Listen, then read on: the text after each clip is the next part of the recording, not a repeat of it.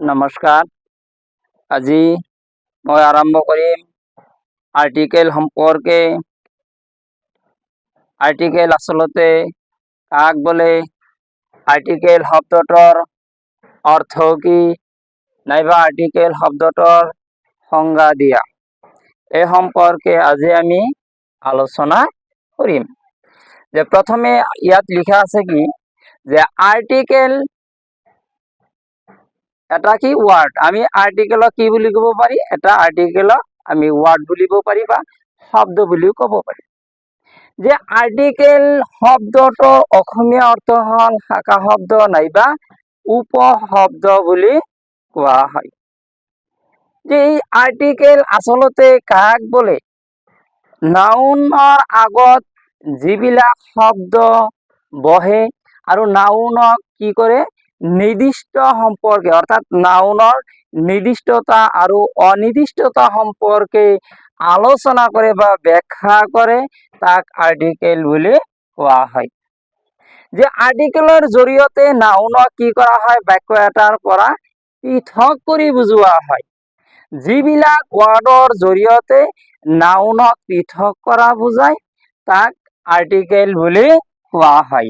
নাইবা আমি আৰ্টিকেল বুলি কোৱাৰ লগে লগে অইন এটা সংজ্ঞা আগবঢ়াব পাৰি আমি একেবাৰে সংক্ষেপ, সহজ আৰু সৰল ভাৱে।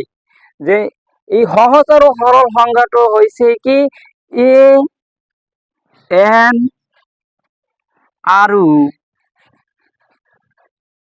ডি, এ এন ডি এই শব্দ তিনিটাক একেলগে আৰ্টিকেল বুলি কোৱা হয়। যে এ এন আৰু ডি এই তিনিটা আখৰক একেলগে কি বুলি কোৱা হয়, আৰ্টিকেল বুলি কোৱা হয়। এই তিনিটা আৰ্টিকেল আচলতে কাৰ আগত ব্যৱহাৰ কৰা হয়, যিবিলাক নাউন সিঙ্গুলাৰ নাম্বাৰত থাকিব। যিবিলাক নাউন কি নাম্বাৰত থাকিব, সিঙ্গুলাৰ নাম্বাৰত থাকিব। সেই সিঙ্গুলাৰ নাম্বাৰযুক্ত নাউনৰ আগত এ এন ডি ব্যৱহাৰ কৰা হয়। যে ছাত্ৰ ছাত্ৰীসকল তোমালোকে অনুগ্ৰহ কৰি মন কৰিব, সকলো সময়তে মনত ৰাখিব যে আৰ্টিকেল কাৰ আগত ব্যৱহাৰ কৰা হয়। প্ৰথম অৱস্থাতে ভাবি ল'ব যে আৰ্টিকেল সিঙ্গুলাৰ নাম্বাৰৰ লগত ব্যৱহাৰ কৰা হয়। কি নাম্বাৰ, সিঙ্গুলাৰ নাম্বাৰ। এই সদায় মনত ৰাখিব যে কি নাম্বাৰ, যে সিঙ্গুলাৰ নাম্বাৰ। এটা ব্যৱহাৰ হল কি, সিঙ্গুলাৰ নাম্বাৰ।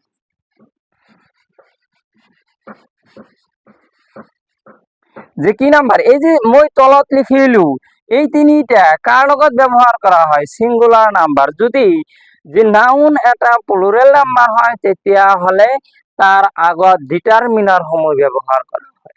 মনত ৰাখিব এইটো কিন্তু, যে আৰ্টিকেল কাৰ আগত ব্যৱহাৰ কৰা হয়, সিঙ্গুলাৰ নাম্বাৰ। অৰ্থাৎ সিঙ্গুলাৰ নাম্বাৰ যিবিলাক নাউন কি থাকিব, সিঙ্গুলাৰ হিচাপে থাকিব, সেই নাউনৰ আগত কি যে ব্যৱহাৰ কৰা হয়, ই এন ডি ব্যৱহাৰ কৰা হয়। যে তেনেহলে এই আৰ্টিকেল শব্দটোৰ অৰ্থ আমি জানিলো। আৰ্টিকেল আচলতে কি ভাষাৰ শব্দ, ইংৰাজী ভাষাৰ এটি শব্দ। আৰু ইংৰাজী ভাষাৰ শব্দ এই যে আৰ্টিকেল, এই আকৌ এই আৰ্টিকেল তিনিটা, অৰ্থাৎ আৰ্টিকেল কিমানটা, আমি এক কথাত কব পাৰি যে আৰ্টিকেল আচলতে হৈছে তিনিটা, এ এন ডি। অৰ্থাৎ এই তিনিটাক একেলগে আৰ্টিকেল বুলি কোৱা হয়। কিন্তু এই আৰ্টিকেলৰ মাজত কি আছে, ভাগ আছে। যে আৰ্টিকেলৰ জৰিয়তে কাক নিৰ্দিষ্ট অনিৰ্দিষ্ট কৰি বুজোৱা হয়, নাউনক নিৰ্দিষ্ট বা অনিৰ্দিষ্ট হিচাপে বুজোৱা হয়। কিন্তু এই নিৰ্দিষ্ট আৰু অনিৰ্দিষ্টৰ ওপৰত ভিত্তি কৰি আৰ্টিকেলক দুটা ভাগত ভাগ কৰা হৈছে। এটা হৈছে ডেফিনেট আৰ্টিকেল, ডেফিনিট আর্টিকেল,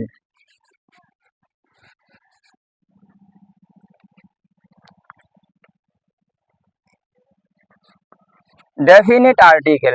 যে ডেফিনেট আর্টিকেল কি, কোনটো শব্দ ব্যবহার করা হয়, দি। এই যে দি ডেফিনেট আর্টিকেল মানে হচ্ছে নির্দিষ্ট বাচক উপশব্দ। নির্দিষ্ট বাচক উপশব্দ কি বুলি কোৱা হয়, দি। এই শব্দটোক ডেফিনেট আৰ্টিকেল। আৰু এটা আৰ্টিকেলৰ ভাগ আছে কি, indefinite article, indefinite article. Indefinite article কি কি যে এ আৰু এন এই দুটা শব্দক একেলগে কি বুলি কোৱা হয় ইনডিফিনিট আৰ্টিকেল অৰ্থাৎ অনিৰ্দিষ্টবাচক উপশব্দ বুলি কোৱা হয় অনিৰ্দিষ্টবাচক ডেফিনিট আৰ্টিকেল মানে হৈছে নিৰ্দিষ্টবাচক উপশব্দ ইনডিফিনিট আৰ্টিকেল মানে হৈছে অনিৰ্দিষ্টবাচক উপশব্দ বুলি কোৱা হয় তেনেহলে আমি আজি কি পালো যে আৰ্টিকেল শব্দটোৰ অৰ্থ কি আৰ্টিকেল শব্দটোৰ অৰ্থ হৈছে কি উপশব্দ বা শাখা শব্দ আৰ্টিকেল যে আসলতে কি শব্দক আৰ্টিকেল বুলি কোৱা হয় এ